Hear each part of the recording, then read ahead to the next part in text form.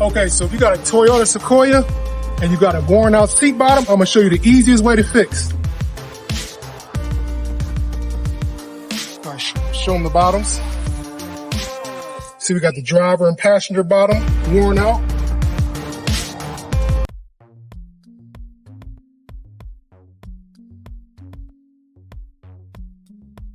And you got these replacement bottoms. So if you go to our website, you can order these. The link will be in the description.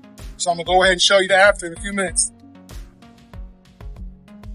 All right, check out the finished product. Bottom matches the lean back perfect. Get the driver and passenger.